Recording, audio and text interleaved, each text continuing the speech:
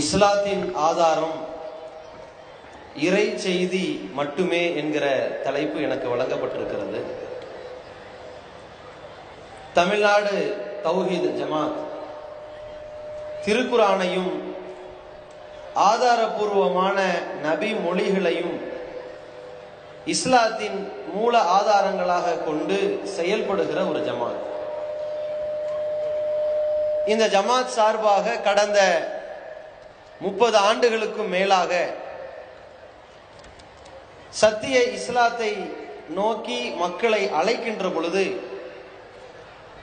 இந்த கொள்கையை ஏற்க மறுத்தவர்கள், அறியாமையின் காரணத்தினால் இந்த கொள்கையை எதிர்க்கக்கூடியவர்கள் எல்லோருமே இந்த ஜமாத் மீது வைக்கின்ற பிரதானமான ஒரு குற்றச்சாட்டு, மதுஹபுகளை பின்பற்றக்கூடியவர்கள் இமாம் ஷாஃபி ரஹமத்துல்லாஹி அலைஹி அவர்களை பின்பற்றுகிறோம் என்று சொல்லுகிற ஷாஃபி மதுஹபை சார்ந்தவர்களும், இமாம் அபு ஹனீஃபா ரஹமத்துல்லாஹி அலைஹி அவர்களை பின்பற்றுகிறோம் என்று சொல்லுகிற ஹனஃபி மதுஹபை சார்ந்தவர்களும், ஏகோபித்த சஹாபாக்களை நாங்கள் பின்பற்றுகிறோம் என்று சொல்லுகிற ஜாக் என்கிற இயக்கத்தை சார்ந்தவர்களும், அல்லது சலஃபு என்று சொல்லக்கூடிய சகோதரர்களாக இருந்தாலும் அவர்கள் தௌஹீத் ஜமாத் மீது வைக்கின்ற ஒரு குற்றச்சாட்டு என்னவென்றால், இமாம்களாக இருக்கக்கூடியவர்கள் நபி ஸல்லல்லாஹு அலைஹி வஸல்லம் அவர்களுடைய மரணத்திற்கு பிறகு கிட்டத்தட்ட 50-60 ஆண்டுகளிலேயே இமாம் அபு ஹனீஃபா வந்துவிட்டார்.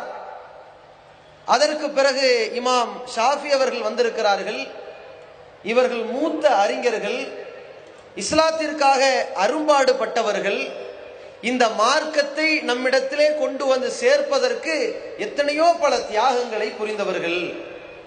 ஆனால் நீங்கள் சொல்லுகிற கூற்றுகள் புகாரியில் இருக்கிறது என்கிறீர்கள், முஸ்லிம் சொன்னார் என்கிறீர்கள், திர்மிதி, அபு தாவூத், அபு ஹாத்தம் என்கிற அறிஞர்கள் சொன்னதாக செய்திகளை குறிப்பிடுகிறீர்கள்.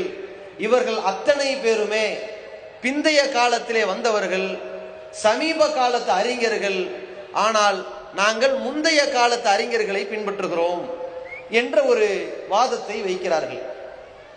அப்படி சொல்கிற பொழுது தௌஹீத் ஜமாத்தினுடைய நிலைப்பாடு இமாம் புகாரியை பின்பற்ற வேண்டும் என்று தவறாக புரிந்து கொண்டு, இமாம் முஸ்லிம் அவர்களை பின்பற்ற வேண்டும் என்று நாம் சொன்னதாக தவறாக புரிந்து கொண்டு, அபு தாவூத், திர்மிதி, நசாயி, இப்னு மாஜா அவர்களை பின்பற்ற வேண்டும் என்று நாம் சொன்னது போல அவர்கள் விளங்கி கொண்டு, நீங்கள் பட்டியலிடுகிற இமாம்கள் எல்லாம் சமீபகால அறிஞர்கள், ஆனால் நாங்கள் பின்பற்றுகிற இமாம்கள் மூத்த அறிஞர்கள் என்று பேசுவார்கள். சகஜமாக அவர்கள் தங்களுடைய வாதங்களை வைக்கிற பொழுது புகாரி முந்தியவரா, அபு ஹனீஃபா முந்தியவரா, புகாரி முந்தியவரா, ஷாஃபி முந்தியவரா என்றெல்லாம் பேசுவார்கள். ஆனால் அவர்கள் எதை கவனிக்க தவறிவிட்டார்கள் என்றால், நாம் குறிப்பிடக்கூடிய செய்திகள் அத்தனையுமே இமாம் புகாரி சொன்னார்கள் என்றல்ல, இமாம் புகாரி அவர்கள் வாழ்ந்து காட்டினார்கள் என்பதல்ல, இமாம் முஸ்லிம் ரஹமத்துல்லாஹி அலைஹி அவர்களுடைய சொந்த கூற்று என்பதல்ல. நாங்கள் சொல்வது திருமறை குர்ஆன் இப்படி சொல்கிறது என்று, நபிகள் பெருமகனார் ஸல்லல்லாஹு அலைஹி வஸல்லம் இப்படி சொன்னார்கள் என்று. ஆனால் நீங்கள் எப்படி திசை திருப்பி விட்டீர்கள் என்றால், நீங்கள் புதிய புதிய இமாம்களை பின்பற்ற சொல்கிறீர்கள், நாங்கள் நெடுங்காலத்தில் வாழ்ந்த இமாம்களை பின்பற்ற சொல்கிறோம் என்கிற ஒரு கருத்தை மக்களிடத்தில் விதைத்து விட்டார்கள். இதே போலத்தான் சஹாபாக்களை பின்பற்ற வேண்டும் என்று சொல்லுகிற சலஃபு சகோதரர்களும் தௌஹீத் ஜமாத்துக்கு எதிராக வைக்கிற ஒரு வாதம் என்னவென்றால், நீங்கள் சகோதரர் பிஜே அவர்களை பின்பற்ற வேண்டும் என்று சொல்லுகிறீர்கள், நாங்கள் பிஜே அவர்களை விட, ஷம்சுல்லுஹா ரஹ்மானி அவர்களை விட, அந்த அறிஞர்களை தாண்டி பல மடங்கு தியாகம் புரிந்த, அர்ப்பணித்த, அள்ளி வழங்கிய, நபிகளாரை நேரில் கண்ட, அவர்கள் காலத்திலேயே வாழ்க்கையை கழித்த அந்த அபூபக்கர் சித்தீக் ரலியல்லாஹு அவர்களுடைய புரிதலை பின்பற்றுகிறோம், அந்த உமர் ரலியல்லாஹு அவர்களை பின்பற்றுகிறோம். அந்த ஏகோபித்த சஹாபாக்களை விட இந்த பிஜே அவர்கள் மலைக்கும் மடுவுக்கும் உள்ள வித்தியாசம் இருக்கிறதே, நாங்கள் எப்படி பிஜேயை பின்பற்றுவது என்கிற ஒரு கருத்தை மக்களிடத்திலே விதைத்து நாம் என்னமோ பிஜே அவர்களை பின்பற்ற தூண்டுவது போல மக்களிடத்திலே பரப்பி வருகிறார்கள். இந்த இரண்டு சாரார்களும் ஒரு கருத்தை புரிந்து கொள்ள வேண்டும். தௌஹீத் ஜமாத் குறிப்பிடக்கூடிய வாதம், வைக்கக்கூடிய கொள்கை என்னவென்று சொன்னால், இஸ்லாத்தினுடைய அடிப்படை மூல ஆதாரங்கள் என்பது எங்களுடைய சொந்த கூற்றுக்களாக சகோதரர் பிஜே அவர்கள் சொந்தமாக சொன்ன கருத்துக்கள் கிடையாது. இமாம் புகாரி, முஸ்லிம், நசாயி, திருமிதி, இப்னு மாஜா அவர்களுடைய சொந்த கருத்துக்களை நாங்கள் சொல்லவில்லை. இறைவனின் செய்திகளை மட்டும்தான் சொல்கிறோம். அது மட்டும்தான் இஸ்லாத்தின் அடிப்படை ஆதாரமாக இருக்கிறது என்பதை உணர்த்த வேண்டும் என்பதற்குத்தான் இந்த தலைப்பு வழங்கப்பட்டிருக்கிறது. இந்த தலைப்பின் கீழ் பல செய்திகளை உங்களுக்கு சொல்வதற்கு முன்னால், இங்கே வந்திருக்கின்ற கொள்கை சகோதரர்கள் இஸ்லாத்தின் மூல ஆதாரம் இறைவனுடைய வஹி செய்தி மட்டும்தான் என்பதை விளங்கி இருக்கின்ற சகோதர சகோதரிகளுக்கு மத்தியிலே இவர்கள் என்னத்தை தான் சொல்லுகிறார்கள், இத்தனை ஆண்டுகள் என்ன பிரச்சாரம் செய்து கொண்டிருக்கிறார்கள் என்பதை அறியாமல் இருக்கின்ற சகோதர சகோதரிகள் வந்திருப்பீர்கள். அல்லது நம்மை பற்றி தவறான புரிதல்களை கொண்ட சகோதர சகோதரிகள் வந்திருப்பீர்கள். அல்லது ஊர் முழுக்கவும் இந்த ஜமாத்திற்கு எதிரான தவறான அவதூறு குற்றச்சாட்டுகளை வைத்து முஹம்மது ரசூலுல்லாஹ் விளக்க மாநாட்டிற்காக நாம் எந்த அளவிற்கு பிரச்சாரம் செய்திருக்கிறோமோ அந்த அளவிற்கு அவர்களும் பதிலடியாக போஸ்டர்களை ஒட்டி எந்த மதுஹபை பின்பற்றக்கூடாது, எந்த மதுஹபை இஸ்லாத்தின் ஆதாரங்கள் அல்ல என்று நாம் சொல்கிறோமோ அந்த மதுஹபை பின்பற்றித்தான் ஆவோம் என்று வீம்புக்கு பிரச்சாரம் செய்கின்ற சுவரொட்டிகளையும் பார்த்துவிட்டு, சரி இவர்கள் என்ன சொல்கிறார்கள், அவர்கள் என்ன சொல்கிறார்கள் என்பதை பிரித்தறிய வேண்டும் என்பதற்காக வந்திருக்கின்ற சில நடுநிலை கண்ணோட்டத்தில் உள்ள சகோதரர்கள் அத்தனை பேருக்கும் இந்த ஜமாத் வாயிலாக ஒன்றை தெள்ள தெளிவாக சொல்லிக் கொள்கிறோம்.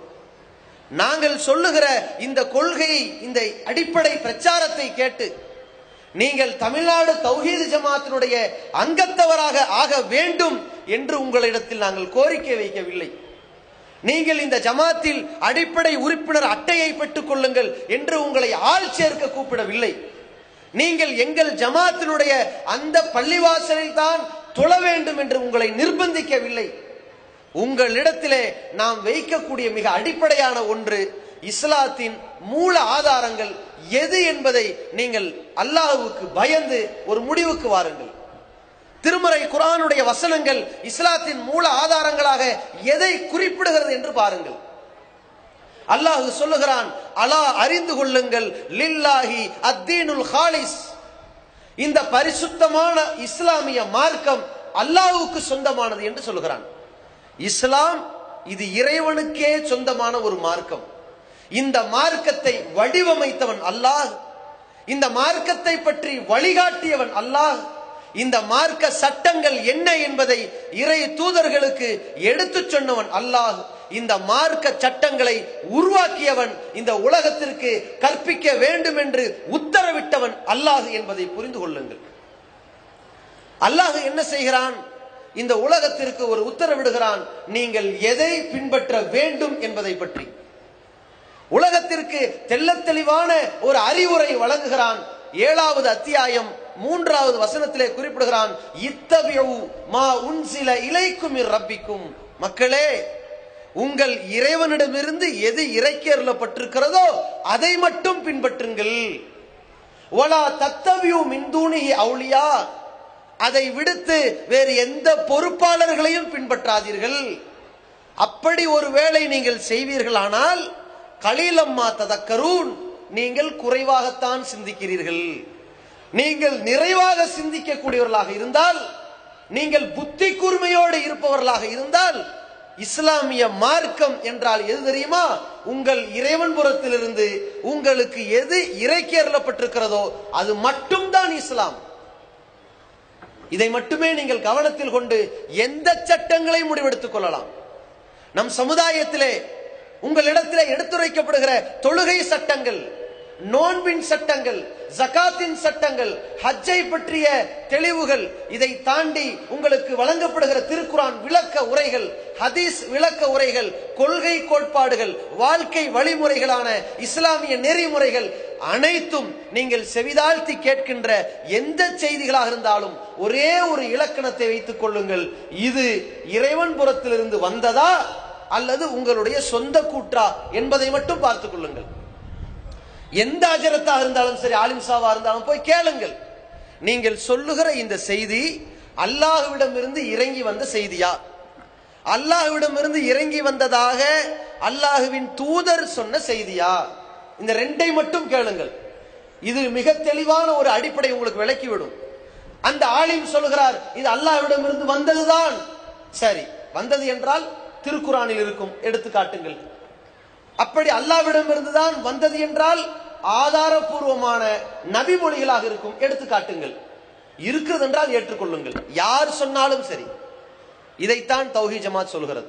சொல்லக்கூடியவர்கள் யார் என்று பார்க்காதீர்கள், அவர்கள் இந்த இறை செய்தியை உங்களுக்கு சொல்கிறார்களா, இதை மட்டும் மிக தெளிவாக கவனித்துக் கொள்ளுங்கள். நாம் ஏன் இறைவன் புறத்திலிருந்து இறங்கிய திருமறை குர்ஆனையும் வஹி என்று சொல்கிறோம், இன்னொரு பக்கத்தில் இறை தூதரின் வழிமுறைகளையும் வஹி என்று சொல்கிறோம்? எதனால்? இஸ்லாத்தின் மூல ஆதாரங்கள் அத்தனையுமே அல்லாஹ்வின் புறத்திலிருந்து தான் இறக்கி அருளப்பட்டது. அல்லாஹ் என்ன செய்கிறான்? திருமறை வசனங்களை இறக்கி வைத்தான்.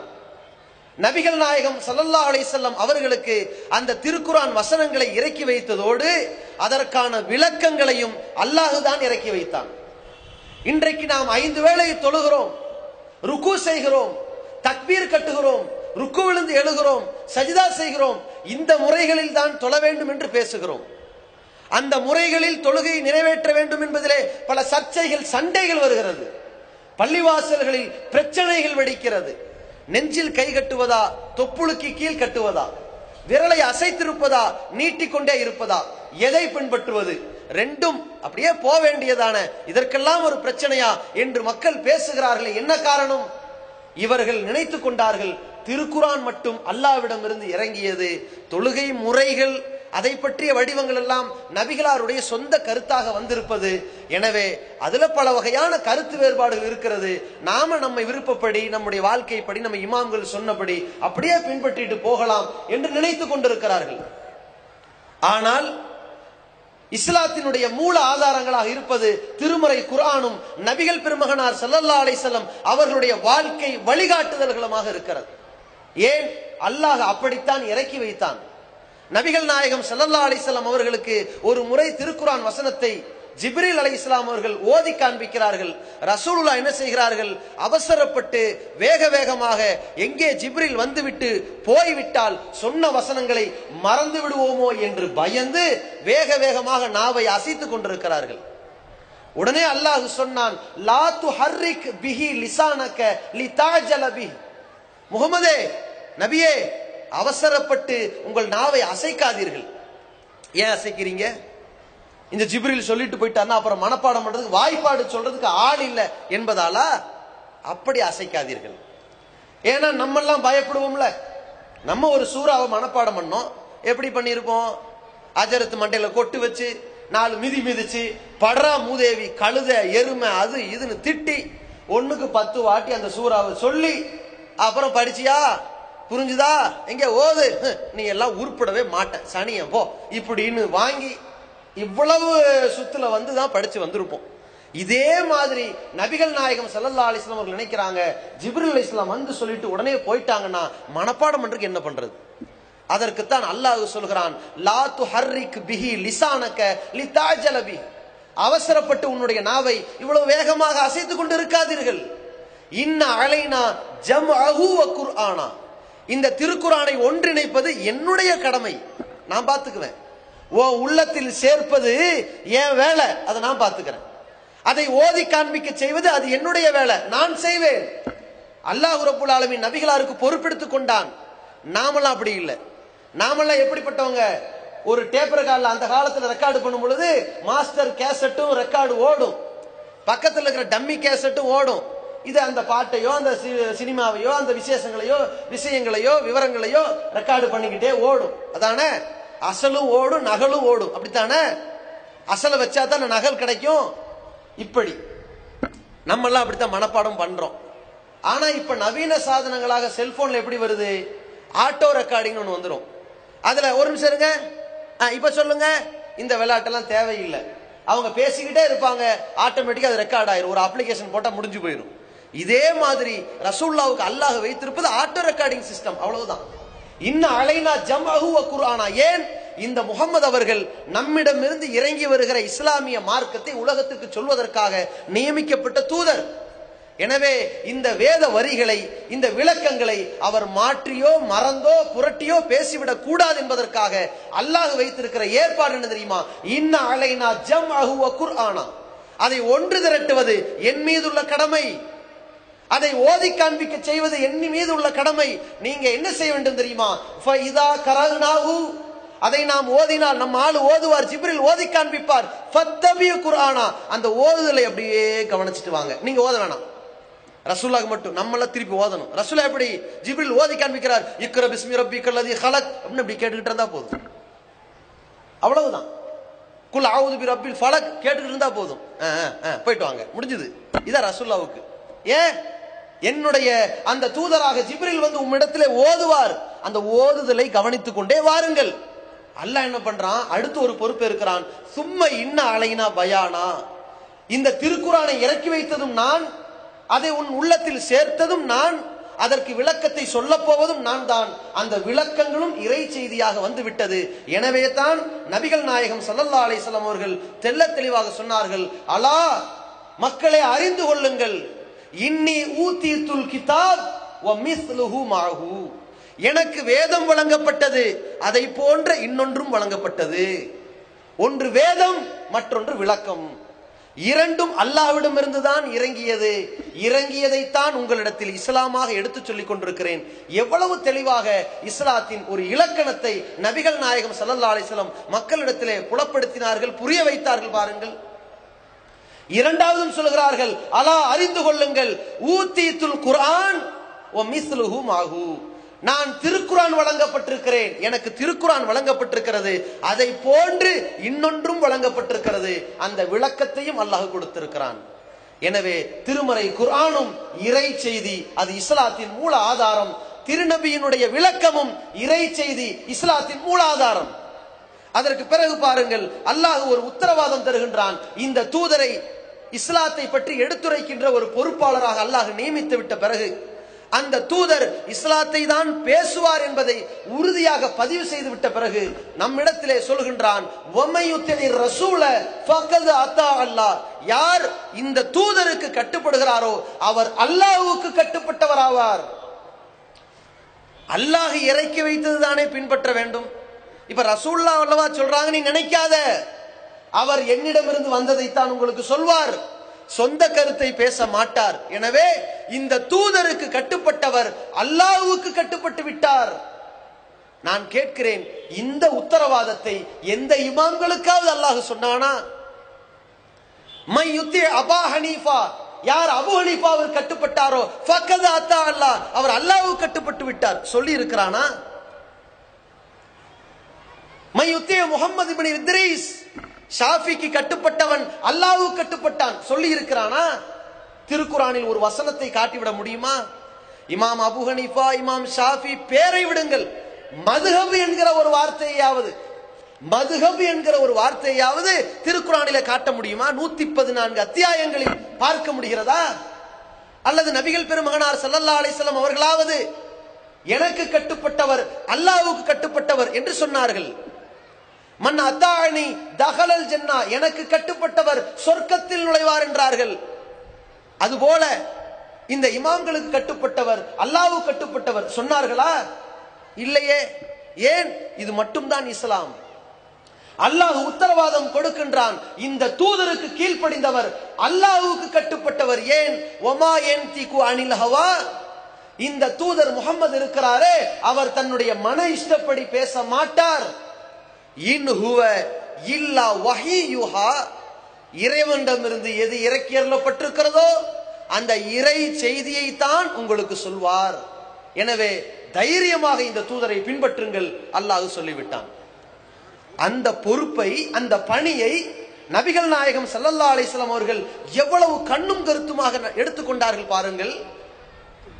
சஹாபாக்களிடத்திலே மார்க்கம் என்றால் எது என்கிற ஒரு கேள்வியிலே அல்லாஹ் எதையெல்லாம் சொன்னானோ அது இஸ்லாம், நான் எதையெல்லாம் உங்களுக்கு, அது என்னுடைய சொந்தமோ பந்தமோ பாசமோ நட்போ உறவோ அது பற்றிய செய்திகளோ அல்லது அல்லாஹ்விடமிருந்து வந்தது பற்றிய செய்திகளோ எதுவாக இருந்தாலும் அதுவும் இஸ்லாம் என்று எந்த ஒரு தருணத்திலும் இஸ்லாத்தை பொது உடைமையாக அல்லாஹ்வுடைய தூதர் ஆக்கியதே இல்லை.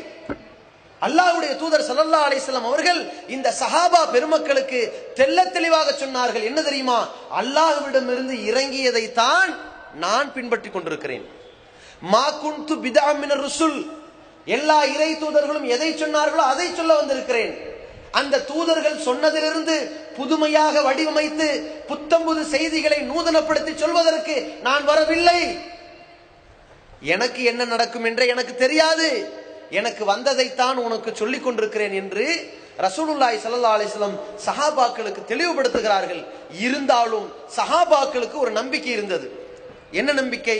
ரசூலுல்லாஹ் எதை சொன்னாலும் அப்படியே கட்டுப்பட்டு போயிடணும் என்கிற நம்பிக்கை இருந்தது. அது இறை செய்தியா இல்லையா என்கிற வேறுபடுத்தி பார்க்கின்ற அந்த வித்தியாசத்தை அறியாமல் அப்படியே கட்டுப்பட்டார்கள். இப்னு மாஜா என்ற ஹதீஸிலே பதிவு செய்யப்பட்டிருக்கிற ஒரு செய்தி, ஒரு கட்டத்திலே நபி ஸல்லல்லாஹு அலைஹி வஸல்லம் அவர்கள் சஹாபாக்களை, மதீனத்து அன்சாரிகளை பார்க்கிறார்கள். பேரிச்ச மரங்களை அவர்கள் மகரந்த சேர்க்கை செய்கிறார்கள். ஆணை பெண்ணோடு இணைப்பது போல ஆண் மரம் பெண் மரம் என்று இணைத்துக் கொண்டிருக்கிறார்கள். ரசூலுல்லாஹி ஸல்லல்லாஹு அலைஹி வஸல்லம் பார்த்துட்டு, இதெல்லாம் ஏன் இப்படி பண்றீங்க? இல்ல, இந்த மாதிரி இணைச்சாதான் அதிகமான மகசூல் கிடைக்கும், அதிகமான பேரிச்சம்பழங்கள் கிடைக்கும் சஹாபாக்கள் சொல்றாங்க. அப்ப ரசூலுல்லாஹ் சொல்றாங்க, வேணாம் அப்படிலாம் பண்ணாதீங்க அப்படின்ட்டாங்க. அந்த ஆண்டு விளைச்சல் ரொம்ப குறைஞ்சிருச்சு. அப்ப ரசூலுல்லாஹி ஸல்லல்லாஹு அலைஹி வஸல்லம் கேட்கறாங்க, ஏன்? அவங்க ஒரு ஜனாதிபதி, ஒரு நாட்டுல வறட்சி எழுச்சி எல்லாத்தையும் கவனிக்க வேண்டிய ஒரு பொறுப்பாளர். அப்ப அல்லாஹ்வுடைய தூதர்கள் விசாரிக்கிறாங்க, என்ன இப்போ ரொம்ப அந்த விளைச்சல் ரொம்ப குறைஞ்சு போச்சு, என்ன காரணம் அப்படின்னு கேட்டாங்க. அப்ப சஹாபாக்கள் சொன்னாங்க, இல்ல நீங்க தான் இந்த மகரந்த சேர்க்கை செய்ய வேணாம்னு சொல்லிட்டீங்களே, அதான் தான் இப்படி ஆயிப்போச்சு. நீங்க சொல்லிட்டீங்க, நாங்க செஞ்சுட்டோம், ஆனா இப்படி ஆயிப்போச்சுட்டாங்க. அப்பொழுதுதான் நபிகள் நாயகம் ஸல்லல்லாஹு அலைஹி வஸல்லம் அவர்கள் அந்த மக்களுக்கு ஒரு தெளிவுபடுத்துகிறார்கள். இந்த மக்கள் இதை ஒரு மார்க்க கடமையை போன்று ஏற்று நடக்கிறார்களே. அல்லாஹ்வுடைய தூதர் அவர்கள் வித்தியாசப்படுத்துகிறார்கள். மக்களே, ஒன்றை தெளிவாக புரிந்து கொள்ளுங்கள், அது என்னுடைய சொந்த கருத்து. நான் சொன்ன சொந்த கருத்து இருக்கிறதே, யுஹ்தி வ யுஸீபு, அதுல தப்பும் இருக்கும் சரியாவும் இருக்கும், நீங்க அதை ஏத்துக்காதீங்க. ஆனால் இதா குல்துலக்கும் காலல்லாஹ், அல்லாஹ் சொல்கிறான் என்று நான் எதையாவது சொல்வேனேயானால் ஃபலன் உகதிப அலல்லாஹ், அல்லாஹ் மீது நான் பொய் சொல்ல மாட்டேன். அப்ப நீங்க மார்க்கம்னு அதை ஏற்று செயல்பட்டுக் கொள்ளுங்கள். அல்லாஹ்வுடைய தூதர் உலக மக்களுக்கு எவ்வளவு அழகான ஒரு தெளிவாக சொல்கிறார்கள். மக்களே, நான் சொந்த கருத்தாக ஒன்றை பேசினேனே ஆனால் அதில் தவறும் வரும் சரியானதும் வரும். அல்லாஹ்விடமிருந்து வந்ததாக, அல்லாஹ் சொன்னான் என்று சொன்னதாக உங்களிடத்தில் பேசினேனே ஆனால் அல்லாஹ் மீது நான் ஒருபோதும் பொய் சொல்ல மாட்டேன். நீங்கள் மார்க்கம் என்று ஏற்று கட்டுப்பட்டுக் கொள்ளுங்கள் என்றார்கள் ரசூலுல்லாஹ். இவ்வளவு தெளிவான ஒரு விளக்கத்தை நபிகள் நாயகம் சொன்னார்கள். அதனால் தான் அல்லாஹ் சொன்னான், இந்த தூதர் தன்னுடைய சொந்த கருத்தை மார்க்கமாக இணைக்க மாட்டார், திணிக்க மாட்டார், மக்கள் நினைக்கும் வரை பேச மாட்டார். அல்லாஹ்விடமிருந்து வந்ததைத்தான் சொல்வார். இஸ்லாத்தின் மூல ஆதாரம் அங்கிருந்து வர வேண்டும் என்பதை சஹாபாக்களுடைய உள்ளத்தில் மிக தெளிவாக ஆழமாக பதிவு செய்தார்கள். அதை நீங்களும் பதிவு செய்து கொள்ளுங்கள் என்று சொல்கிறோம். எந்த அளவிற்கு என்றால், அல்லாஹ்வுடைய தூதர் அவர்கள் மக்களிடத்திலே தெளிவுபடுத்துகிறார்கள், ஏதோ வேத வரிகள் தான் அல்லாஹ்விடமிருந்து வந்ததாகவும் மற்றதெல்லாம் ரசூலுல்லாஹ் சொந்தமாக சொன்னதாகவும் யாரும் நினைத்துவிடக் கூடாது. ஏதோ வணக்க வழிபாடுகளை பற்றிய ஒரு உத்தரவு, அகீமுஸ் ஸலாத், தொழுகையை நிலைநாட்டுங்கள், ஆத்து ஸகாத், ஸகாத் வழங்குங்கள், இந்த உத்தரவு தான் அல்லாஹ்விடமிருந்து வந்திருக்குது. ஸகாத்னா அது எப்படி ஸகாத் கொடுக்கும் என்பதை நபிகள் நாயகம் சொந்தமாக முடிவெடுத்து சொல்லிவிடுவார்கள் என்று நாம் விளங்கிவிடக் கூடாது. தொழுங்கள் என்றால் எப்படி தொழ வேண்டும், நபிகள் நாயகம் சொந்தமாக நமக்கு அதை பற்றிய ஒரு பிராக்டிக்கலா புரிய வைத்து விடுவார்கள் என்று விளங்கிவிடக் கூடாது என்பதற்காக வணக்க வழிபாடுகளாக இருந்தாலும் எதுவாக இருந்தாலும் அல்லாஹுதான் எனக்கு சொல்லித் தருவான், அதைத்தான் உங்களுக்கு சொல்லிக் கொடுக்கிறேன் என்று உணர்த்தும் வண்ணமாக நபிகள் நாயகம் ஸல்லல்லாஹு அலைஹி வஸல்லம் ஒரு கட்டத்திலே சொன்னார்கள். சஹீஹுல் புகாரியிலே 3221 செய்தியாக பார்க்கலாம். அல்லாஹ்வுடைய தூதர் அவர்கள் சொல்கிறார்கள், நஸல ஜிப்ரீல் அலைஹிஸ்ஸலாம், ஜிப்ரீல் இறங்கி வந்தார், ஃபஅம்மனி எனக்கு இமாமத்து செய்தார். அல்லாஹ் தொழுகையை நிலைநாட்ட சொல்லிட்டான். தொழுகை பற்றிய சட்டம் உத்தரவு வந்துருச்சு.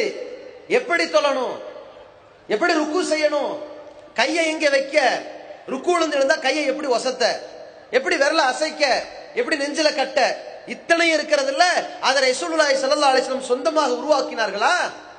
இல்லையே. மக்களிடத்திலே புரிய வைத்தார்கள். அம்மனி ஜிப்ரீல் அலைஹிஸ்ஸலாம், எனக்கு ஜிப்ரீல் அலைஹிஸ்ஸலாம் இமாமத்து செய்தார்கள்.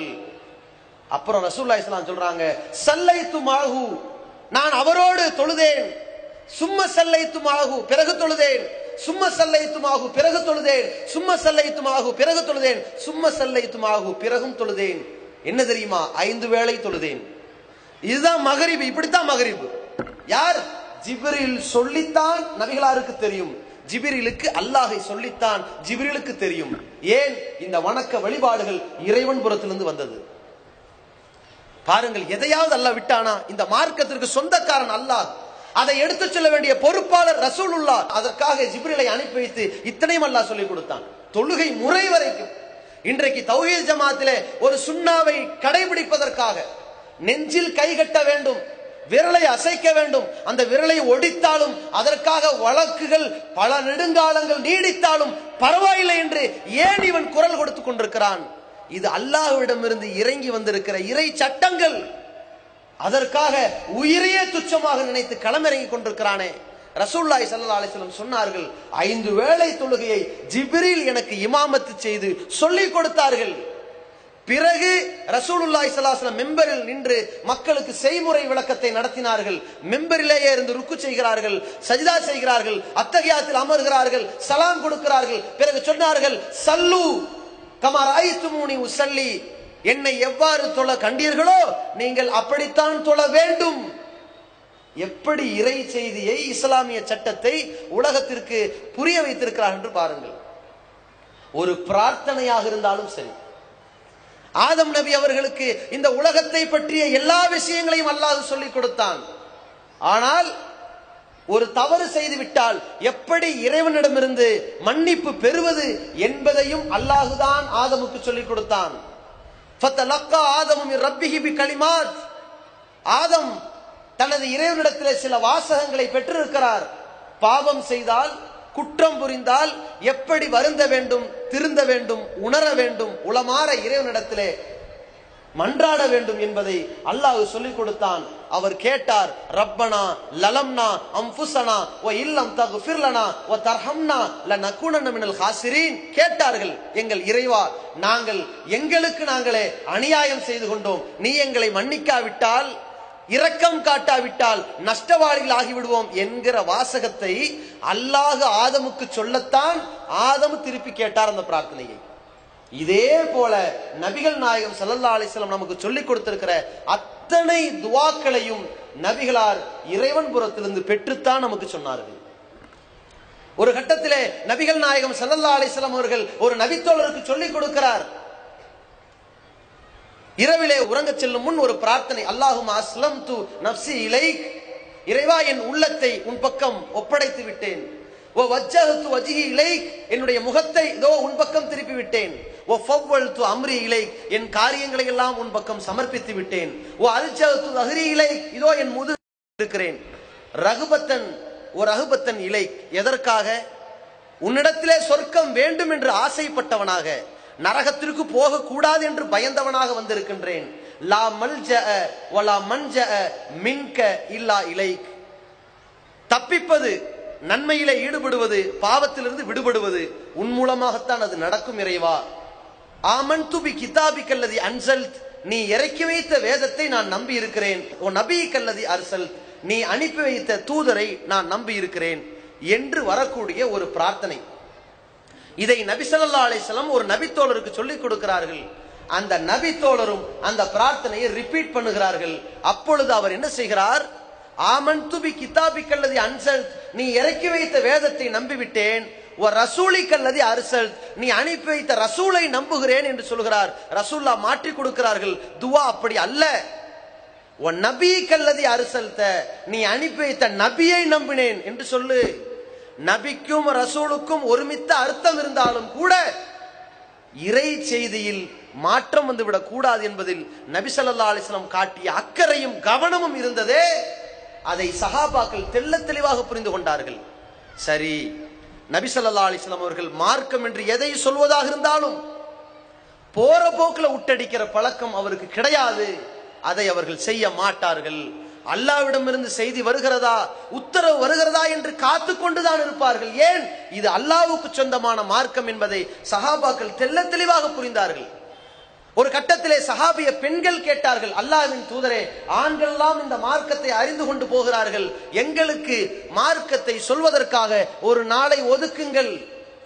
அந்த நாளில் துஅல்லிமுனா மிம்மா அல்லமக்கல்லாஹு, அல்லாஹ் உங்களுக்கு இந்த மார்க்கத்தில் எதையெல்லாம் சொல்லிக் கொடுத்தானோ அதை நீங்கள் எங்களுக்கு கற்றுக் கொடுங்கள். சஹாபிய பெண்கள் எப்படி பேசுகிறார்கள்? நீங்க எங்களுக்கு மார்க்கத்தை சொல்லிக் கொடுங்கன்னு கேட்கிற பொழுது, அல்லாஹ் உங்களுக்கு மார்க்கத்தை சொல்லிக் கொடுத்தான்ல, அந்த மார்க்கத்தை எங்களுக்கு சொல்லிக் கொடுங்க. இஸ்லாம் என்பது அல்லாஹ்விடம் இருந்து வந்ததுதான் என்பதை தெளிவுபடுத்தும் விதமாக சஹாபிய பெண்கள் பேசுகிறார்கள். பிறகு ஃபஅல்லமஹுன்ன மிம்மா அல்லமஹுல்லாஹு, அல்லாஹ் இந்த நபிக்கு எதை கற்றுக் கொடுத்தானோ அதை இந்த நபி அந்த பெண்களுக்கு கற்றுக் கொடுத்தார். எவ்வளவு தெளிவான வித்தியாசத்தோடு அந்த நபி வழியை அந்த சஹாபாக்கள் அறிவிக்கிறார்கள். ஒரு கட்டத்திலே உமர் ரலியல்லாஹு சொல்கிறார்கள், எப்படி சொல்கிறார்கள்? அவர் ஆட்சியாளராக இருக்கிறார். அப்பொழுது பேசுகிறார், மக்களே, இன்றைக்கு நம்மில் பல பேர் பாவம் செய்து கொண்டிருக்கிறார்கள், தண்டனைக்குரிய குற்றத்தை செய்திருக்கிறார்கள். ஆனால் அவரை நாங்கள் விசாரித்து தண்டிக்கிறோம், சிலரை மன்னித்து விட்டு விடுகிறோம். எதற்காக தெரியுமா? வெளிப்படையாக அவர் குற்றவாளி என்று நமக்கு நிரூபணமாகிறது, நாம் தண்டிக்கிறோம். வெளிப்படையாக அவர் குற்றமற்றவர் என்று தெரிகிறது, தண்டிக்காமல் விட்டு விடுகிறோம். ஆனால் நபிகள் நாயகம் ஸல்லல்லாஹு அலைஹி வஸல்லம் அவர்கள் வாழ்ந்து கொண்டிருந்த காலத்தில் இறைவனிடமிருந்து ஒரு தொடர்பு இருந்தது. இறைவன் அந்த மார்க்கத்தை இறை தூதருக்கு இறக்கி வைத்துக் கொண்டிருந்தான். அப்பொழுது ரகசியமாக குற்றமிழைத்தவர்கள் கண்டறியப்பட்டார்கள். ஆனால் அப்படிப்பட்ட தொடர்பு முறிந்து விட்டது. நபிகளாரோடு அந்த இணைப்பு முறிந்துவிட்ட காரணத்தினால் இன்றைக்கு யாருடைய உள்ளத்தில் என்ன நடக்கிறது என்பதை நாங்கள் தீர்மானிக்க இயலாது. அவர் எப்படிப்பட்ட சுத்தமானவர் என்று வாதிட்டாலும் வெளிப்படையை வைத்துத்தான் நாம் முடிவெடுப்போம் என்று உமர் ரலியல்லாஹு அவர்கள் அவ்வளவு தெளிவாக சொல்கிறார்கள். இறை செய்திதான் இஸ்லாம். அந்த இறை செய்தியினுடைய தொடர் நபிகளாரிடமிருந்து தொடர்ந்தது. அதனுடைய முடிவு நபிகளாரோடே முடிந்து விட்டது. சஹாபாக்கள் இந்த மார்க்கத்தை அவ்வளவு தெளிவாக புரிந்தார்கள். அல்லாஹ்விடமிருந்து வந்தது மட்டும்தான் இஸ்லாம், யாருடைய சொந்த கருத்துக்களும் இஸ்லாம் அல்ல. இன்றைக்கு சஹாபாக்களை பின்பற்றலாம் என்று சொல்கிறார்களே, அவர்களும் புரிந்து கொள்ளுங்கள், சஹாபாக்கள் எந்த சஹாபியும் எங்கள் சொந்த கருத்தை பின்பற்றுங்கள் என்று சொல்லியதே கிடையாது. அவர்கள் தெளிவாக சொன்னார்கள், அல்லாஹ்விடமிருந்து வந்ததுதான் மார்க்கம். எந்த அளவிற்கு என்றால், ஒரு கட்டத்திலே ஜாபிர் பின் அப்துல்லா ரலியல்லாஹு அவர்களை நோய் நலம் விசாரிப்பதற்காக ரசூலுல்லாஹி ஸல்லல்லாஹு அலைஹி வஸல்லம் அவர்களும் அபூபக்கர் சித்திக் ரலியல்லாஹு அவர்களும் ஜாபிர் அவர்களை சந்திக்கிற பொழுது ஜாபிர் ரலியல்லாஹு அவர்கள் மயக்கம் அடைந்து விடுகிறார்கள். ரசூலுல்லாஹி ஸல்லல்லாஹு அலைஹி வஸல்லம் ஒளி செய்து அந்த தண்ணீரை அவர் முகத்திலே தெளிக்கிறார்கள். திடீர் நினைவு வந்து விடுகிறது. பிறகு கேட்டாங்க, அல்லாஹ்வின் தூதரே, இப்ப நான் என்ன செய்யறது? சொத்துரிமை சம்பந்தமா கொஞ்சம் எனக்கு விளக்குங்க, என்னுடைய சொத்துக்களை நான் எப்படி பிரித்து கொடுக்க வேண்டும் அப்படின்னு கேட்கிறாங்க. உடனே ரசூலுல்லாஹ் அமைதியா இருக்கிறாங்க. ஜாபிர் ரலியல்லாஹு அவர்கள் புரிந்து கொண்டார்கள், இப்பொழுது ரசூலுல்லாஹி ஸல்லல்லாஹு அலைஹி வஸல்லம் இறைவனின் கட்டளைக்காக, அந்த இஸ்லாமிய சட்டத்திற்காக, வாரிசுரிமை சட்டத்திற்காக காத்து கொண்டிருக்கிறார்கள். சிறிது நேரம் கழித்து ரசூலுல்லாஹி ஸல்லல்லாஹு அலைஹி வஸல்லம் அவர்கள் வாரிசுரிமை சட்டம் குறித்த வசனத்தை அல்லாஹ் எனக்கு இறக்கி வைத்து விட்டான், இப்படி உன்னுடைய சொத்துக்களை பிரித்துக் கொள்ளுங்கள் என்று பிறகு பேசுகிறார்கள்.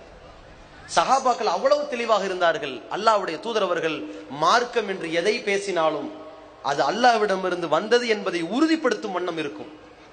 ஒரு கட்டத்துல அப்துல்லா பின் உமர் ரலியல்லாஹு அவர்கள் ஒரு சபையில இருக்கிறார்கள்.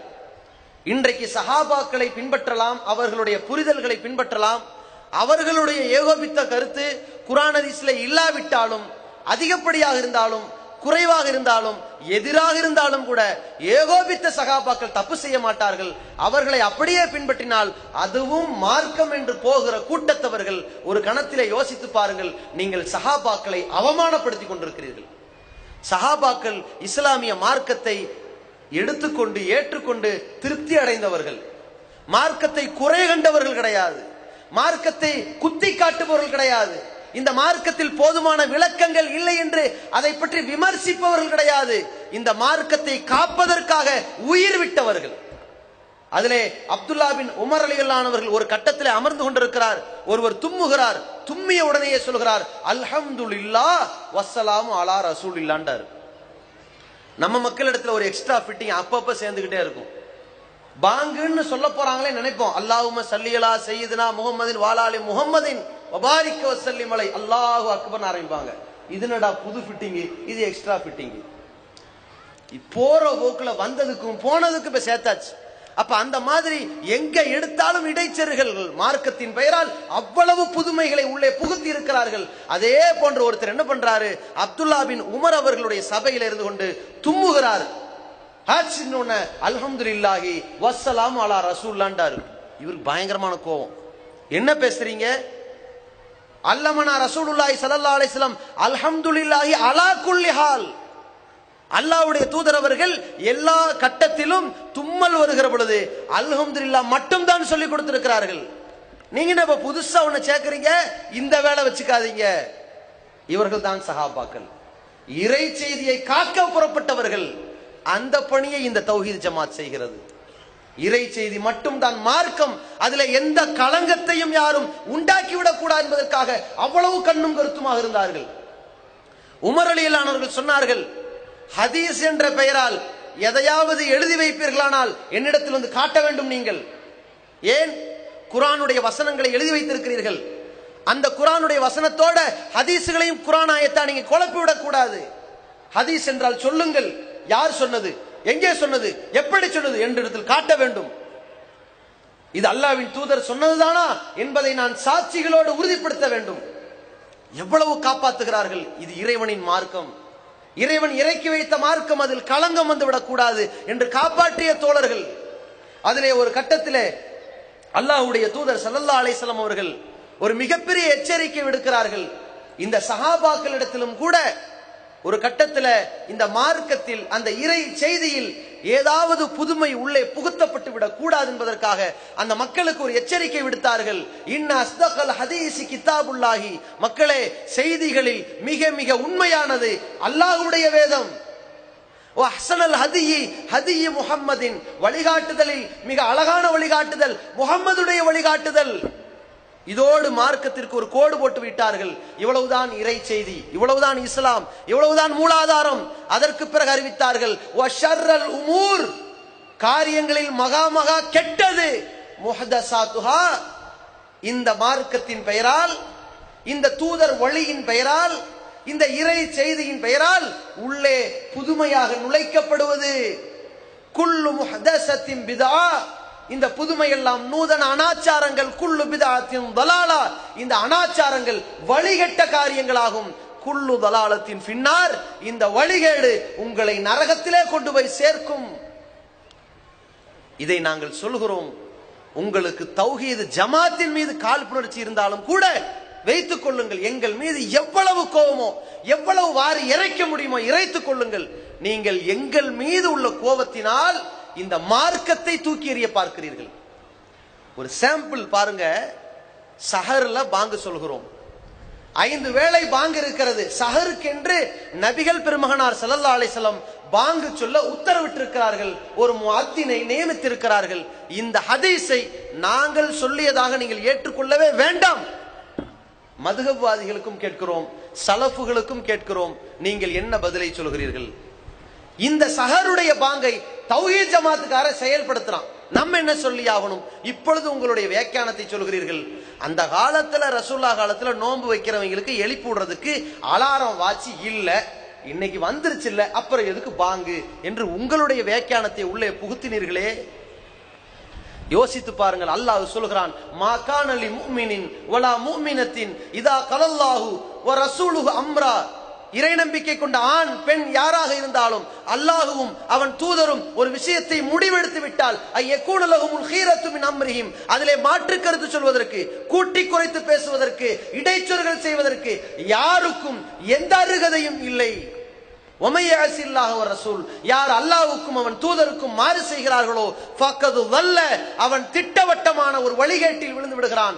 லலாலம் முபீனா, தெளிவான வழிகேட்டில் விழுவான் என்று அல்லாஹ் சொன்னானே. நீங்கள் அப்படிப்பட்ட வழிகேட்டில் இருப்பதை சிந்தித்து பார்த்தீர்களா?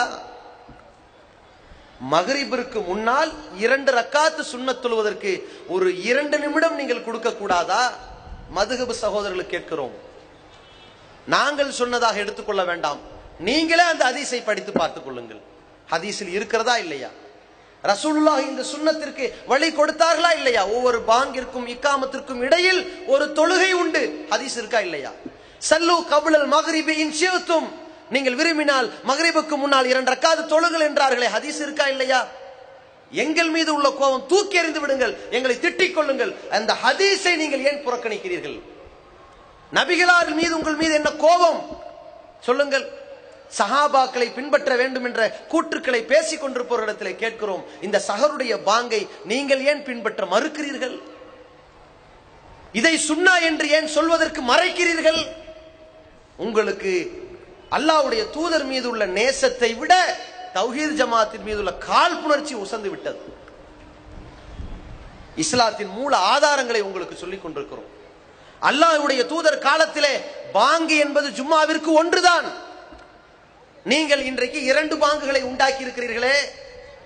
அல்லாஹ் இறக்கி வைத்த சட்டத்தின்படி 1, நீங்கள் உண்டாக்கிய புதுமையின்படி 2 ஆகிவிட்டதே. இது சரியான நடைமுறைதானா? யோசித்து பாருங்கள். கேட்டால் நீங்கள் வீம்புக்கு ஒரு வாசகம் எழுதுகிறீர்கள். நாங்கள் சொன்னோம், நபி வழி நடப்போம், மதுஹபை ஒழிப்போம். ஏன்? நபி வழி அல்லாஹ் இறக்கி வைத்த இறை செய்தி, மதுஹபு அல்லாஹுவால் எதிர்க்கப்பட்ட, கண்டிக்கப்பட்ட, அல்லாஹ் கண்டிக்கின்ற, புதுமையாக புகுத்தப்படுகின்ற கொள்கைகள். எனவே அதை ஒழிக்க வேண்டும் என்று சொன்னோம்.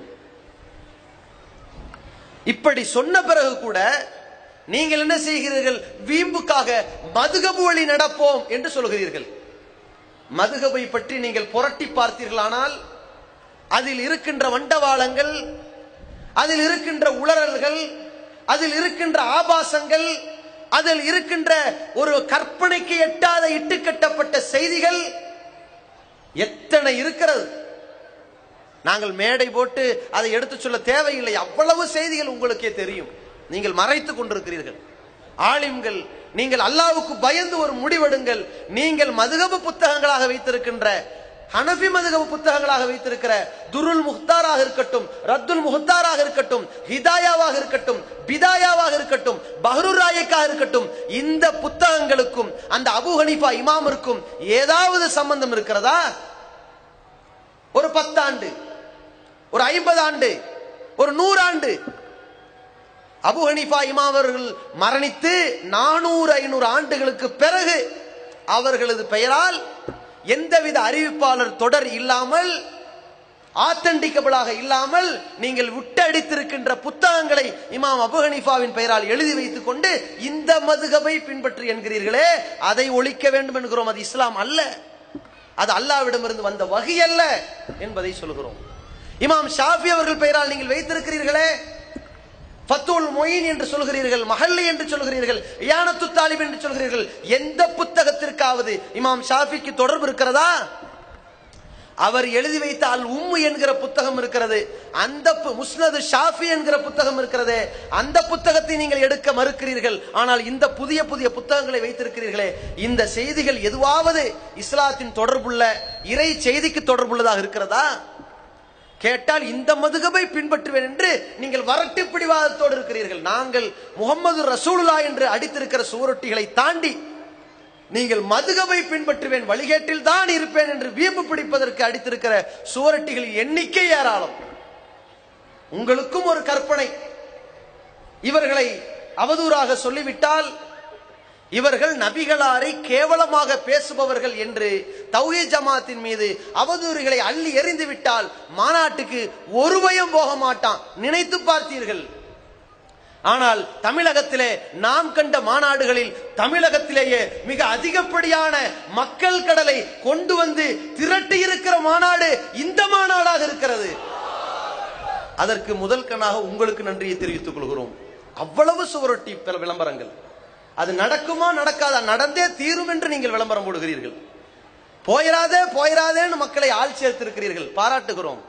அடுத்த ஒரு பொதுக்கூட்டம் நடத்துகிற பொழுது எங்க சார்பில் 50 போஸ்டர், உங்க சார்பில் 5000 போஸ்டர் அடிங்க, அப்பதான் ஆள் சேர்க்க முடியும்.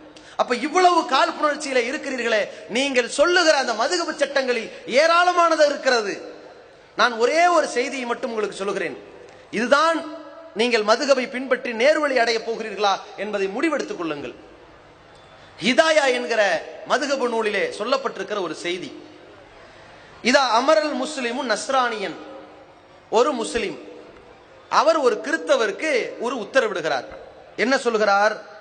பிபை ஹம்ரின் அவ் பிஷிராயிஹா, சாராயத்தை விலைக்கு வாங்கவோ விற்கவோ ஒரு முஸ்லிம் ஒரு கிறிஸ்தவருக்கு சொல்வாரையானால் ஃபஃபாலதாலிக, அந்த கிறிஸ்தவரும் அப்படி சாராயத்தை விற்றாலோ வாங்கினாலோ ஜாஸ, இப்படி செய்வது கூடும், ஜாயிஸ் ஆகும், அது ஹலால் தான். யாரிடத்தில்? இந்த அபி ஹனீஃபா, இமாம் அபு ஹனீஃபா ரஹ்மத்துல்லாஹி அலைஹி அவர்களிடத்திலே இது கூடும். அபு ஹனீஃபா இமாம் இதுல சம்பந்தப்பட்டாரா இல்லையான்னு நமக்கு தெரியாது, அல்லாஹ்க்கு தான் தெரியும். ஆனால் நீங்கள் எழுதி வைத்திருக்கிற ஏட்டில் என்ன? ஒரு முஸ்லிமை வைத்து நீங்க என்ன செய்வீர்கள்? ஹராமான பொருட்களை வியாபாரம் செய்யலாம், ஹராமான பொருட்களை விலைக்கு வாங்கலாம். ஆள் யாரு? முஸ்லிமா இருக்க கூடாது, இன்வெஸ்ட்மெண்ட் பண்றவன் முஸ்லிமா இருந்துக்க. நம்மால இன்வெஸ்ட் பண்ணுவாரு, வித்து கொடுக்கிறவன் கிறிஸ்டின். பிற மதத்தவரை வச்சு ஹராமான பொருளை வித்துட்டு வருமானத்தை சம்பாதிக்கலாம்னு சொல்கிறீர்களே, இதுதான் நேர்வழியா? இந்த மதுகபை தான் நீங்கள் பற்றி பிடிக்க போகிறீர்களா? அல்லாஹ்வுடைய தூதர் அழகாக சொன்னார்கள், குல்லு முஸ்கிரின் ஹம்ருன், போதை ஏற்றக்கூடிய அனைத்துமே மதுதான். குல்லு முஸ்கிரின் ஹராம், போதை ஏற்றக்கூடிய அனைத்தும் ஹராம், தடை செய்யப்பட்டது என்றார்கள். இது நேர்வழி தருகிறதா? அல்லது மது ஹராம் தான், நீ விற்க வேண்டாம், நீ காசு கொடுத்து பினாமியா நில்லு, இன்னொருத்த வித்து கொடுப்பான் என்று சொல்கிறீர்களே, இது ஹலாலா? இது நேர்வழியா? இந்த நேர்வழியாக இந்த வழிகேட்டில் போய் நீங்கள் பற்றி பிடிக்க போகிறீர்களா? இதைத்தான் ஒழிக்க வேண்டும் என்று சொல்கிறோம். எவன் குர்ஆன் ஹதீஸை தாண்டி இந்த இறை செய்தியை தாண்டி அப்படியே அடுத்த அடி எடுத்து வைக்கிறானோ அவன் தெள்ள தெளிவான வழிகேட்டில் விழுவான். சலஃபு சகோதரர்கள் கேட்கிறோம், நீங்கள் சகோதரர் பிஜே அவர்களை விட சஹாபாக்கள் ஆய்வில் மிகப்பெரியவர்கள் என்றீர்கள். நாங்கள் அதை மீறவில்லை, மாற்று கருத்து சொல்லவில்லை. உலகத்திலே எப்படிப்பட்ட அறிவாளிகளும் இருக்கலாம். பிஜே அவர்களை விட, ஷம்சுல்லுஹா ரஹ்மானி அவர்களை விட, இதற்கு முன்னாள் காலத்தில் வாழ்ந்த தௌஹீத்வாதிகளை விட சஹாபாக்கள் மிக உயர்ந்தவர்கள். தியாகத்தால், அர்ப்பணிப்பால், மிகப்பெரிய மார்க்கத்திற்காக ரத்தம் சிந்திய இவ்வளவு பெருந்தன்மை வாழ்க்கையிலே அவர்களோடு யாரும் இணைய முடியாது. ரசூலுல்லாஹ்வே அவர்களுக்கு ஒரு மிகப்பெரிய அப்ரிசியேஷன் சொல்லிட்டாங்க, அவ்வளவு கண்ணியப்படுத்தி சொல்லிவிட்டார்கள். அப்படிப்பட்ட தோழர்களோடு நீங்கள் இணைத்து பேசாதீர்கள்.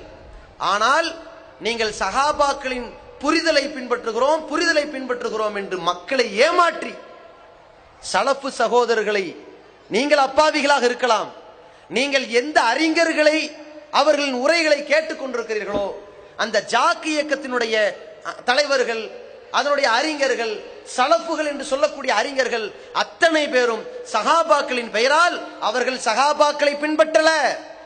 சஹாபாக்களுக்கு பிறகு சவுதி அறிஞர்கள் என்ற பெயரால் யார் யார் குர்ஆன் ஹதீஸுக்கு மாற்றமா என்னென்னவெல்லாம் சொல்லுகிறார்களோ அத்தனையும் பின்பற்றுவார்கள். ஏன்? குர்ஆன் ஹதீஸை தாண்டி போனா அதனுடைய வழி தெளிவான வழிகேடு. உதாரணத்திற்கு சொல்கிறேன், இது சலஃபு ஜாக்கு சகோதரர்களுக்கு ஆச்சரியமாக இருக்கலாம். ஏன்? நான் உங்களை குத்தி காட்டி குறை சொல்லி பேச வரவில்லை. ஏன் தெரியுமா? நீங்கள் எந்த இயக்கமாக இருந்தாலும் சரி அதில் ஒரு தொண்டர்கள், எந்த இயக்கத்திலுமே தொண்டர் இருக்கிறானேங்க, அவன் சூதுவாதி இல்லாதவன், அவன் யதார்த்தவாதி. என்னமோ அவங்க சொல்றாங்க, குர்ஆனை சொல்றாங்க, நல்லா தான் இருக்கும், அது சரியா தான் இருக்கும் என்று நினைப்பவன். அபூபக்கரை சொல்கிறார்கள், வரலாறை பேசுகிறார்கள், வீர மரணத்தை பேசுகிறார்கள், இவர் நல்லதை சொல்கிறார். ஏதோ யதார்த்தமாக கேட்க போகிறவர்கள் நீங்கள். நாங்கள் உங்களை குறை சொல்லவில்லை, உங்களை வழி நடத்துகிறோம் என்று சொல்கிறார்களே, அந்த இமாம்கள், அந்த அறிஞர்கள் எவ்வளவு தெளிவான வழிகாட்டில் இருக்கிறார்கள் என்பதை நீங்கள் ஒவ்வொரு செய்திகளாக பாருங்கள். நபிகள் நாயகம் ஸல்லல்லாஹு அலைஹி வஸல்லம் அவர்களுக்கு சூனியம் வைக்கப்பட்டு அவர்கள் மனநலம் பாதிக்கப்பட்டவர்களாக 6 மாதமாக இருந்தார்கள், அலைந்தார்கள் என்று சொல்லிக் கொண்டிருக்கிறார்களே, இது நபிகளாருடைய கண்ணியத்தை கேவலப்படுத்தக்கூடியது இல்லையா? அல்லாஹ் நபிகளாரை எவ்வளவு உயர்த்தி இருக்கின்றான். நூன் வல் கலமி வமா யஸ்துரூன் மா அன்த பி நிஅமதி ரப்பிக பி மஜ்னூன். நபியே முகமதே, உமது இறைவனின் அருளால் நீ மனநோய்க்கு ஆளானவர் அல்ல, நீ பைத்தியக்காரர் அல்ல. இந்த தூதரை நீங்கள் பின்பற்றுகிறீர்கள், இவர் ஜோசியக்காரர் அல்ல, இவர் சூனியத்தால் பாதிக்கப்பட்டவர் அல்ல. எவன்டா சொல்றது இந்த தூதருக்கு மனநலம் பாதிக்கப்பட்டது என்று? அல்லாஹ் சொல்கிறான், நீங்கள் சூனியம் வைக்கப்பட்ட, சூனியத்தால் பாதிக்கப்பட்ட ஒரு மனிதரை பின்பற்றுகிறீர்கள் என்று அநியாயக்காரன் பேசுவான். அல்லாஹ் சொல்கிறான், மூமின் சொல்ல மாட்டான், ஒரு முஸ்லிம் பேச மாட்டான், அநியாயக்காரன் தான் பேசுவான். அநியாயக்காரன் யார் தெரியுமா? அல்லாஹ் இன்னொரு இடத்துல குறிப்பிடுகிறான், வல் காஃபிரூன ஹுமுல் ஆலிமூன். அநியாயக்காரன் யார் தெரியும்? காஃபிர் தான் அநியாயக்காரன். அட, இறை நிராகரிப்பாளன் இருக்கானே, அவன் தான் அநியாயக்காரன்.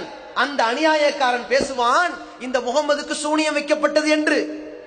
இன்றைக்கு நபிகளாருக்கு சூனியம் வைக்கப்பட்டது என்று நீங்கள் பேசிக் கொண்டிருக்கிறீர்களே, கேட்டால் என்ன சொல்கிறீர்கள்? சஹீஹுல் புகாரியில் வந்துவிட்டால் அது திட்டவட்டமான ஆதாரப்பூர்வமான செய்திதான், கண்ணை மூடிக்கொண்டு பின்பற்ற வேண்டும் என்று சொல்கிறீர்கள். சஹீஹுல் புகாரி, இமாம் புகாரி ரஹ்மத்துல்லாஹி அலைஹி அவர்கள் அந்த ஹதீஸ் கிதாபிலே ஏராளமான ஆதாரப்பூர்வமான ஹதீஸ்களை திரட்டினார்கள், மாற்று கருத்தல்ல. அதில் பலவீனமே வராதா? இமாம் புகாரி ரஹ்மத்துல்லாஹி அலைஹி அவர்கள் அந்த சஹீஹுல் புகாரியிலே சில பலவீனமான செய்திகளை பதிவு செய்திருக்கிறார் என்று நாங்க சொல்றதுக்கு முன்னாடியே அல்பானி அவர்கள் சொல்லி இருக்கிறார்களே, ஆய்வு செய்திருக்கிறாரே. இமாம் புகாரி அவர்கள் ஒரு செய்தியை குறிப்பிடுகிறார். நபிகள் நாயகம் ஸல்லல்லாஹு அலைஹி வஸல்லம் ஜிப்ரீல் அலைஹிஸ்ஸலாம் வராததை பார்த்து பார்த்து தற்கொலை செய்ய முடிவெடுத்து ஹிரா கோயிலுக்கு மேல போய் தற்கொலை செய்யறதுக்கு விழப்போனார்கள். ஜிப்ரீல் ஓடி வந்து, முகமதே என்ன பண்ண போறீங்கன்னு தடுத்து நிறுத்தினார்கள். இல்லாட்டி ரசூலுல்லாஹ் பலவாட்டி தற்கொலை பண்ண முயற்சி பண்ணாங்க என்று எழுதி வைத்திருக்கிறாரே, இது புகாரில் இருக்கிறதே. ஏற்க போகிறீர்களா? தற்கொலைக்கு ஜனாசா தொழுகை இல்லை என்றார்களே, அந்த தூதர் தற்கொலை செய்ய போனார் என்று புகாரி குறிப்பிட்டதை ஏற்க போகிறீர்களா? அல்லது புகாரி அவர்கள் தவறுதலாக குறிப்பிட்டார்கள் என்று தூதுத்துவத்தை காக்க போகிறீர்களா? அதே போன்று யோசித்து பாருங்கள். நபிகள் நாயகம் ஸல்லல்லாஹு அலைஹி வஸல்லம் அவர்களுக்கு எந்த விதமான மனபாதிப்பும் இல்லை. அல்லாஹ் சவால் விட சொல்கிறான், குல், நபியை போய் கூப்பிடுங்கள், இன்னமா அய்யுதுக்கும் பிவாஹிதா, மக்களே உங்களுக்கு நான் இந்த தௌஹீதை பற்றி எடுத்துரைக்கின்றேன், அறிவுறுத்துகிறேன். அந்த குமுலில்லாஹி மஸ்னா, வாங்க, எனக்கு ஏதோ புத்தி பேதலிச்சிருச்சு நினைக்கிறீங்களா? வாங்க, ரெண்டு பேரா வா, அவ் ஃபுராதா வா, ஒத்தொத்தியா வா, சும்மத்த ஃபக்கரு, செக் பண்ணி பாரு. இந்த முகம்மதை பைத்தியக்காரன் நினைக்கிறியா? மூளை குழம்பி போனவர் நினைக்கிறியா? செக் பண்ணு. மா பி சாஹிபிக்கும் மின் ஜின்னா, இந்த தூதருக்கு சிறிய அளவு கூட, அல்லாஹ் குறிப்பிடுகிறான், மின் ஜின்னத்தின் சிறிய அளவு கூட மனபாதிப்பு வரவில்லையே. அப்படிப்பட்ட தூதரை நீங்கள் மனநோய்க்கு ஆளாகிவிட்டார்கள் என்று ஹதீஸ் இருந்தால் நாங்கள் கட்டுப்படுவோம் என்று போகிறீர்களே. இவ்வளவு தெளிவான வசனங்கள் இருக்கிறதே, நீங்கள் இந்த வேத வரிகளை விட்டுவிட்டு இந்த கருத்துக்களை ஏற்றுக்கொண்டிருக்கிறீர்களே, இது தெளிவான வழிகேடு என்பதை உணர்ந்து கொள்ளவில்லையா? லா யுஃப்லிஹு சாஹிரு ஹைசு அத்தா, திருக்குர்ஆன் பேசுகிறது. போட்டிக்கு வருகிற பொழுது சூனியக்காரன் வெற்றி பெற மாட்டான், அவன் படுதோல்வி அடைவான். இதான் திருக்குர்ஆன் சொல்லுகிற செய்தி. நீங்கள் சொல்லுகிறீர்கள் நபிகளார் காலத்தில் ஒரு சூனியக்காரன் வந்தான், அவன் ஜெயித்து விட்டான், நபிகளாரை 6 மாதம் முடக்கி போட்டு விட்டான். எப்படி எழுதி வைத்திருக்கிறீர்கள்? சூனியம் ஓர் உலக பார்வை என்று ஒரு ஏட்டை சலப்பு சகோதரர்கள் வெளியிடுகிறார்கள். அந்த அறிஞர்கள் எந்த அளவிற்கு பாரதூரமான கருத்துக்களை எழுதி வைத்திருக்கிறார்கள் என்று மட்டும் பாருங்கள்.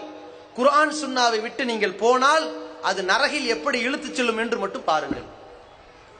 ஒருவன் சூனியம் செய்வானையானால் அந்த சூனியக்காரனுக்கான ஆற்றல் எத்தகையது என்றால், அவன் நினைத்தால் புறாவை பூனையாக மாற்றி விடுவான்.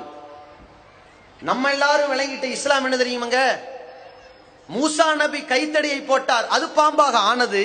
சூனியக்காரன் கைத்தடியை போட்டார்கள், பாம்பாக ஆகவில்லை. மூசா நபி கைத்தடியா போட்டாரே, அந்த அல்லாஹ்வின் அற்புதத்தால் அது பாம்பாக மாறி அவர்கள் போட்ட கைத்தடி கயிறுகளை விழுங்கி பிறகு பழையபடி கைத்தடியாக மாறியது.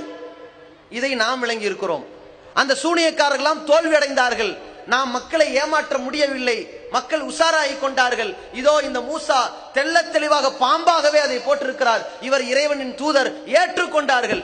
இதை நாம் தெளிவாக புரிந்திருக்கிறோம். ஆனால் சூனியக்காரன் ஒருபோதும் ஜெயிக்க மாட்டான் என்று அல்லாஹ் சொன்ன பிறகு கூட இவர்கள் எழுதி வைத்திருக்கிறார்கள், சூனியக்காரர்கள் நினைத்தால் புறாவை கூட பூனையாக்கி விடுவார்கள், யானையை கூட பன்னியாக்கி விடுவார்கள், கழுதையை கூட எருமையாக்கி விடுவார்கள். உங்கள் வழிகேடு எங்கே போயிருக்கிறது? கொஞ்சம் யோசித்து பாருங்கள். இன்னொரு செய்தியை குறிப்பிடுகிறார்கள், அல் குர்ஆன் அஸ் சுன்னாவின் பார்வையில் சூனியம். இவங்க எழுதுறாங்க, என்ன தலைப்பு, புக்கு பேர் என்ன? குர்ஆன் சுன்னாவின் பார்வையில் சூனியம்.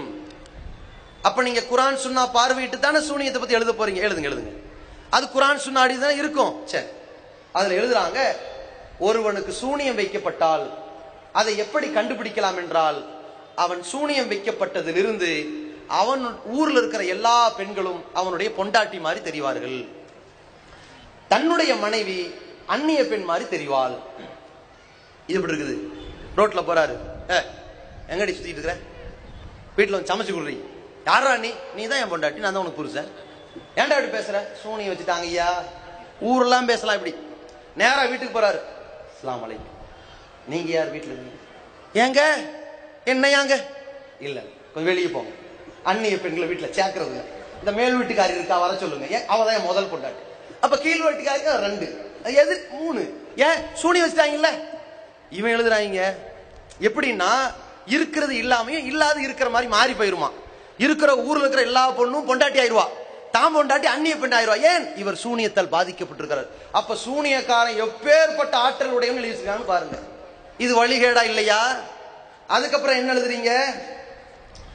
மறைவான ஞானம் அல்லாஹ்வுக்கு மட்டும்தான் இருக்குது, அவ்வளவு செய்திகள் உங்களுக்கு சொன்னாங்கல்ல.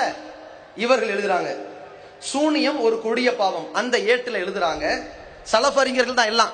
குர்ஆன் சுன்னாவை காக்க புறப்பட்டு ஆரம்ப காலகட்டத்திலே அது கொள்கை என்று பேசியவர்கள் தான் சஹாபாக்களை பின்பற்றலாம், சவுதி உலமாக்களை பின்பற்றலாம், பிற்காலத்தில் உள்ள அறிஞர் பெருமக்களை பின்பற்றலாம்னு வந்த நிலை இங்கே எப்படி போய் விழுந்திருக்காருன்னு பாருங்க. ஒருவன் சூனியக்காரனிடத்திலே சென்றால், ஒருவன் மருத்துவனிடத்திலே சென்றால், அந்த மருத்துவர் இவருக்கு என்ன நோய் என்று பார்ப்பார், டெம்பரேச்சரை பார்ப்பார். ஆனால் சூனியக்காரனிடத்திலே சென்றால் இவர் எங்கிருந்து வந்திருக்கிறார் என்று சொல்வார், எப்போது வந்திருக்கிறார் என்று சொல்வார், இவருக்கு என்னவெல்லாம் ஏற்பட்டது என்று சொல்வார், இவனுடைய அம்மா அப்பா யார் என்று சொல்வார், இவருடைய பிள்ளைகள் யார் என்று சொல்வார், இனிமேல் என்ன ஏற்பட போகுது என்று கூட இவருக்கு சொல்வார். நான் கேட்கிற, அப்ப யார் ஜோசியக்காரனை நம்பி அவன் சொல்றது உண்மை நினைச்சானோ, அது அவனா அப்படி உண்மையை பேச மாட்டான், நாளை நடக்கிறது அவனுக்கு. அப்படி ஒருத்தன் நினைச்சானா அவன் காபீர் ஆயிரான்ற ஹதீஸையும் நீங்கள் மறுத்துவிட்டு, மறைவான ஞானம் அல்லாஹ்வுக்கு மட்டும்தான் இருக்குது, அந்த ஆற்றல் எவனுக்கும் இல்லைங்கிற இஸ்லாத்தின் அடித்தளத்தை விட்டு நீங்கள் விலகிவிட்டு சூனியக்காரனுக்கு இந்த ஆற்றல் இருக்குங்கிறீங்களே. நாமெல்லாம் ஒரு நகைச்சுவையா தான் கேள்விப்பட்டோம்.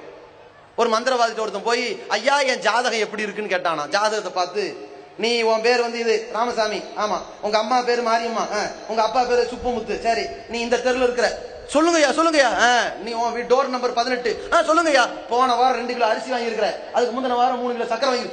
ஐயா என் ஜாதகத்தை பார்த்துட்டு நான் வாங்கின சக்கரை எல்லாமா சொன்னீங்க.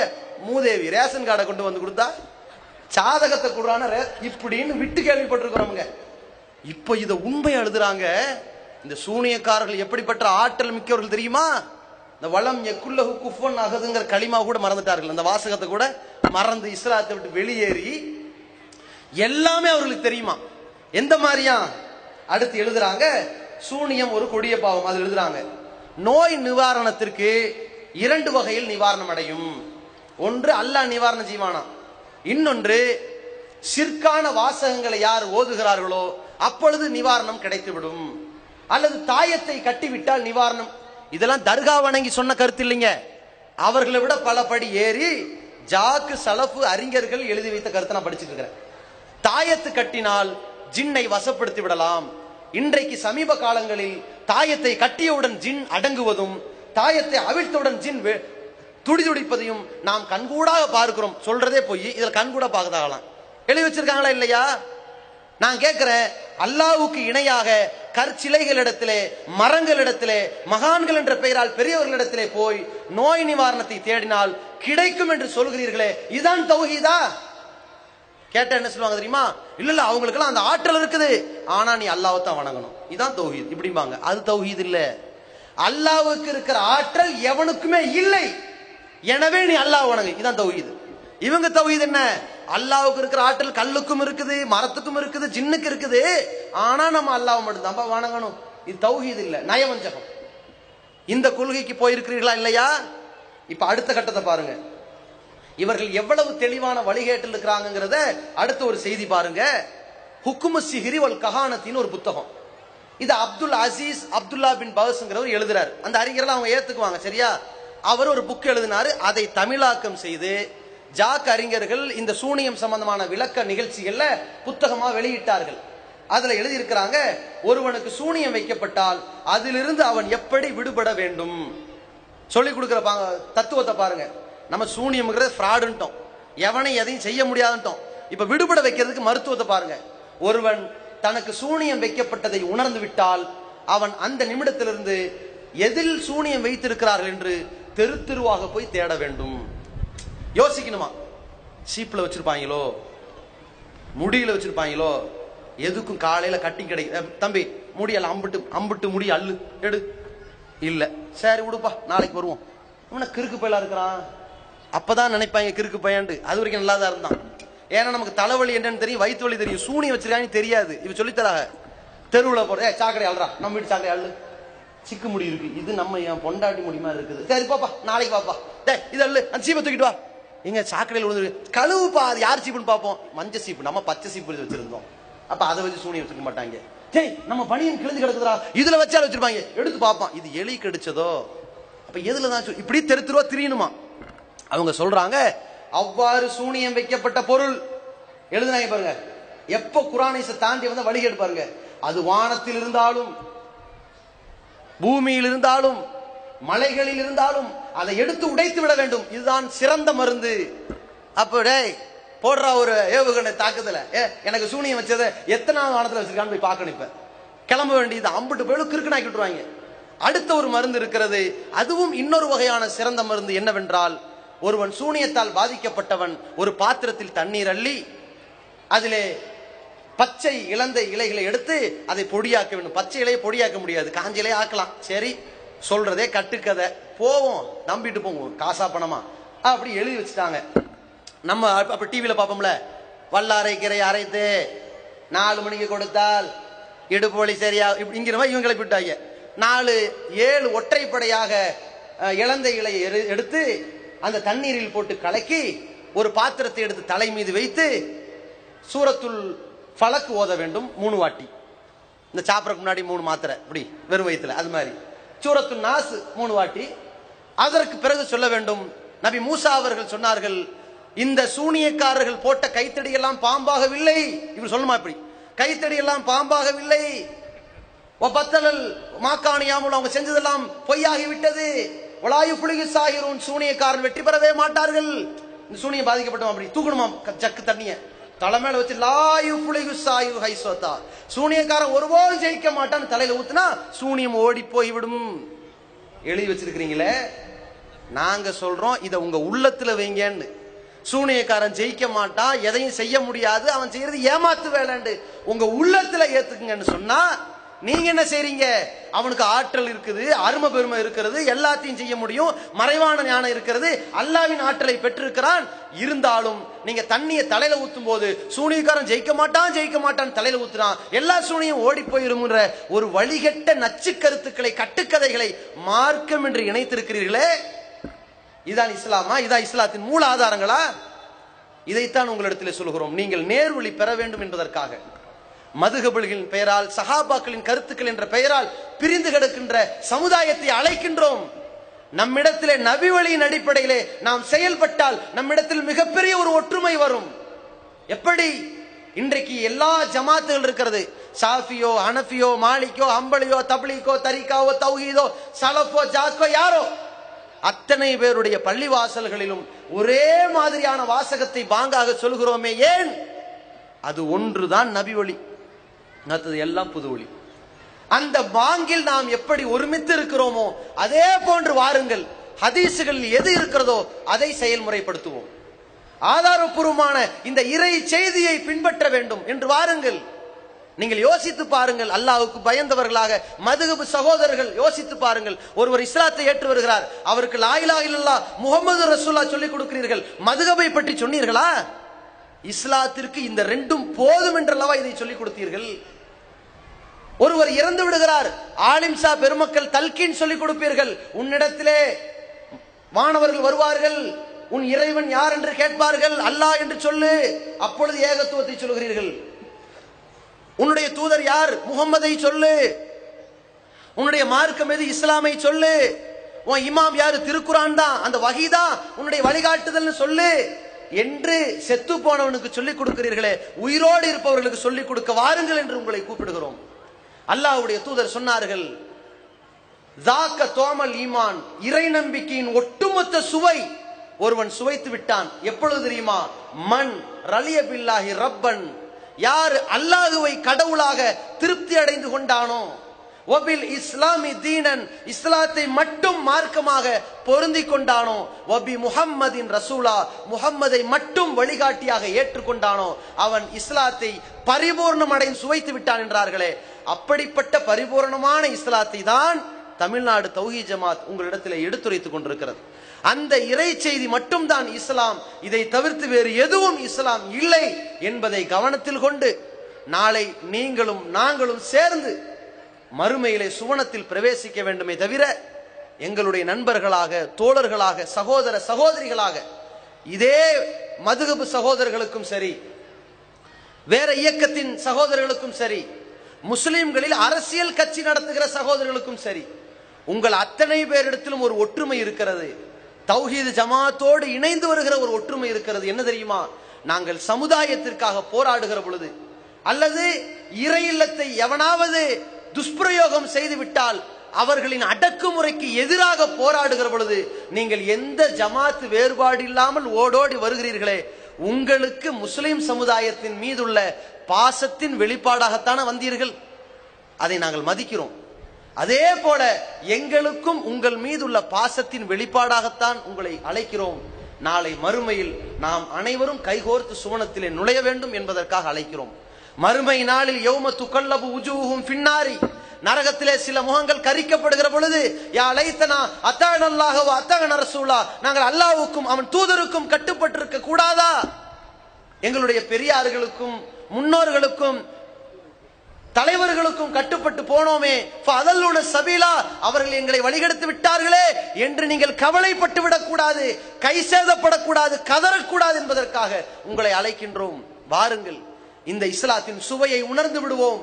அல்லாஹுவை மட்டும் கடவுளாக, அவனுக்கு இணை வைக்காதவர்களாக, தூதரை மட்டும் வழிகாட்டியாக, அதில் துணை சேர்க்காதவர்களாக, இஸ்லாத்தை மட்டும் மார்க்கமாக, அதில் எதையும் சேர்க்காத, இணைக்காத, புதுப்பிக்காதவர்களாக, இந்த அடிப்படை மார்க்கத்தை உணர்ந்தவர்களாக வாழ்ந்து நம்மிடத்திலும் வானவர்கள் விசாரிக்கிற பொழுது மிகச்சரியான பதிலை சொல்லி நாளை மறுமையிலே சொர்க்கத்திலே நுழைகிற பொழுது நாம் அத்தனை பேரும் சொல்ல ஒரு வாய்ப்பு இருக்கிறது.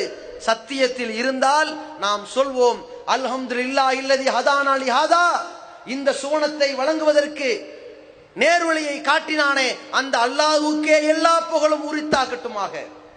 வமா குன்னா லினஹ்ததிய லௌலா அன் ஹதானல்லாஹ், அல்லாஹ் மட்டும் எங்களுக்கு நேர்வழி காட்டாமல் இருந்திருந்தால் நாங்கள் இப்படிப்பட்ட வழியை அடைந்திருக்க மாட்டோமே என்று அங்கே பேசுவார்களே சொர்க்கவாசிகள்.